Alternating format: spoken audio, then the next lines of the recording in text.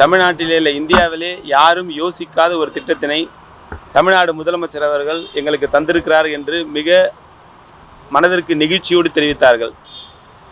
உழைக்கின்ற எங்களை உற்சாகப்படுத்துகின்ற வகையிலும் மேலும் எங்களுக்கு ஒரு பாதுகாப்பான ஒரு இடத்தை உருவாக்கி கொடுத்திருக்கின்ற முதல்வருக்கு நன்றியினை தெரிவித்தார்கள். இது போன்ற இன்னும் பல இடங்களிலே இது போன்ற ஒரு ஓய்வகங்கள் வேண்டும் என்று ஒரு கோரிக்கையினை வைத்திருக்கின்றார்கள். அது மட்டுமல்ல, இரவு பகல் பாராமல் மழை வெள்ளம் என்று பாராமல் மக்கள் பணியிலே முழுவதுமாக ஈடுபட்டிருக்கின்ற இவர்களை கூட தலைவர் அவர்கள் யோசித்திருக்கிறார்கள் என்று அவர்கள் மிக நெகிழ்ச்சியோடு என்னிடத்தை தெரிவித்தார்கள்.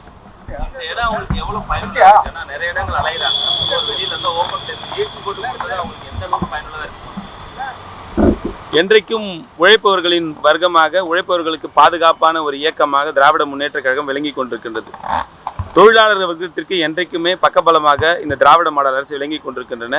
இதுக்கு பல்வேறு உதாரணங்களை சொல்லலாம். அந்த வகையிலே இது மாதிரி உழைத்துட்டு வரவங்களுக்கு கண்டிப்பாக ஓய்வெடுப்பதற்காக சாலை ஓரங்களில் இல்லை பார்க்கில் உட்காடுறாங்க, இல்லைன்னா பஸ் ஸ்டாண்டில் உட்காரக்கூடிய நிலைமையெல்லாம் தமிழ்நாடு முதலமைச்சர் அவர்கள் தனி கவனம் செலுத்தி துணை முதலமைச்சரிடத்தில் தெரிவித்து உடனடியாக சென்னை மாநகராட்சியின் மூலமாக இந்த பணிகளை மேற்கொள்ள வேண்டும் என்று சொல்லியிருந்தார்கள்.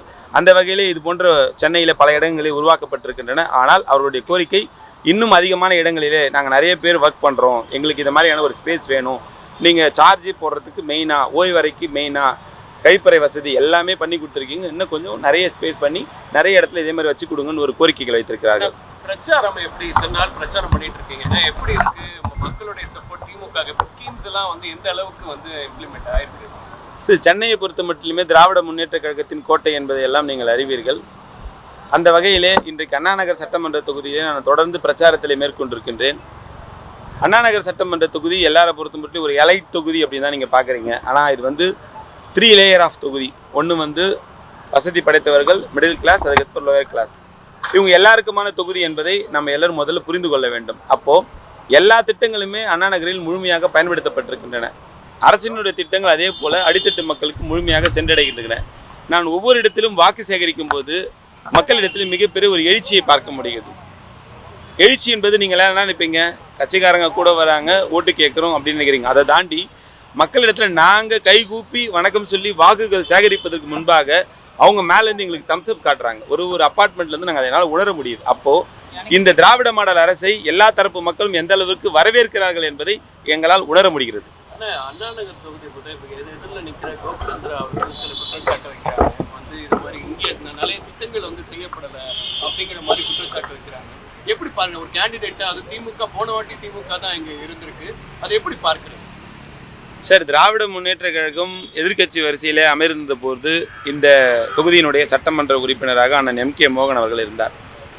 அப்போது அண்ணாநகருக்கு என்று எந்த ஸ்கீம்ஸையாவது அவங்க கொடுத்தாங்களான்றதை நீங்களே எடுத்து பாருங்கள். ஸ்கீம்ஸே கொடுக்கல. ஆனால் எங்கள் சட்டமன்ற உறுப்பினர் எல்லா திட்டங்களையும் முடிந்த வரைக்கும் தன்னுடைய சொந்த நிதியில் இருந்து தான் இந்த அண்ணாநகர மக்களுக்கு செய்திருக்கிறார். அதன் காரணமாகத்தான் போனது 5 வருஷத்துலேயும் திருப்பி எங்களால் அவர் சட்டமன்ற உறுப்பினர் தேர்ந்தெடுத்து ஆளுங்கட்சியாக வந்தது. இது ஒரு பக்கம். குற்றச்சாட்டுகள் என்பது வைப்பதற்கு முன்படி அவர் 5 வருஷத்தில் அண்ணாநகருக்கு என்ன செஞ்சிருக்கிறான்றதை அவர்கிட்ட போய் கேளுங்க. அவங்க அதுக்கு சரியான விளக்கம் கொடுத்தா நான் அதுக்கு கவுண்டர் விளக்கம் கொடுக்க தயார். ஏன்னா 2015 மழை வெள்ளத்தில் மிகப்பெரிய ஒரு பாதிப்புக்குள்ளானது இதே அண்ணாநகர் பகுதி. சென்னை முழுவதும் போச்சு. அப்படி இருக்கிறப்போ அவங்க இருந்த அந்த ஆட்சி காலத்தில் இதுக்காக ஏதோ ஒரு மழைநீர் வடிகால்களை கட்டினாங்கன்னு சொல்லுங்க, கிடையாது.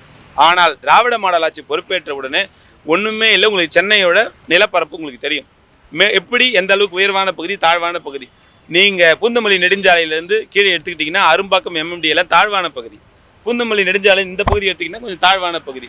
அப்போது மழை வெள்ளமெல்லாம் எங்கள் பள்ளத்தை நோக்கி தான் போகும். அது மாதிரி போகிறப்போ அந்த காலகட்டத்தில் எந்த விதமான கட்டமைப்பையும் செய்யாத அவங்க இன்னைக்கு திமுக ஆட்சி மீது குறை சொல்வது சரியல்ல. ஆனால் நாங்கள் ஆட்சி பொறுப்பு ஏற்ற முதல் இன்று வரைக்கும் கிட்டத்தட்ட அந்த பகுதியில் மட்டுமே ஓவரால் அண்ணாநகருக்கு மட்டுமே 100 கோடி ரூபாய் மதிப்பில் தொடர்ந்து மழைநீர் வடிகால்களை கட்டி முடிக்கப்பட்டிருக்கின்றன. சில இடத்துல இன்னும் கனெக்ட் பண்ணாமல் இருக்குது. இந்த தேர்தல் முடிஞ்சதுக்கப்புறம் 1 மாதத்துக்குள்ளே அந்த பணிகள் நிறைவடையும். அப்போது மக்களை பற்றி தினமும் யோசிக்கின்ற எங்கள் திராவிட மாடல் முதல்வர் ஒரு அமைச்சராக இருந்துட்டு 5 வருஷம் இந்த தொகுதியில் ஒன்றுமே செய்யாத பேசுகிற அவங்க நீங்களே டிசைட் பண்ணிக்கலாம். பாஜக சார்ந்த பல நேஷனல் தலைவர்கள், பிரைம் மினிஸ்டர் அமித்ஷா மற்றும் இன்னைக்கு JP நட்டா அவர்கள் இன்னைக்கு சென்னைக்கு வந்திருக்காங்க. எலெக்ஷனுக்காக கேம்பெயின் பண்ண போகிறதா சொல்கிறாங்க. எப்படி இருக்குன்னு உங்களுக்கான ஏதாவது பாதிப்பு ஏற்படுமா? இவங்க வர்றதுனால நம்ம விக்டரிக்கு ஏதாவது இதாக இருக்குமா? உங்களுக்கெல்லாம் தெரியும், நாடாளுமன்ற தேர்தல் அப்போ தமிழ்நாட்டை நோக்கி அதிகமாக படையெடுத்தவர்கள் யார் என்பது. இன்றைக்கு சட்டமன்ற தேர்தலில் படையெடுத்திருக்கிறாங்க. நாடாளுமன்ற தேர்தலிலே அத்தனை தடவை படையெடுத்து ஒரு தொகுதி கூட ஜெயிக்க முடியாதவங்க இன்னைக்கு சட்டமன்ற தேர்தல் அப்போ படையெடுத்து என்ன பண்ண முடியுன்றதை நீங்களே புரிந்து கொள்ளுங்கள்.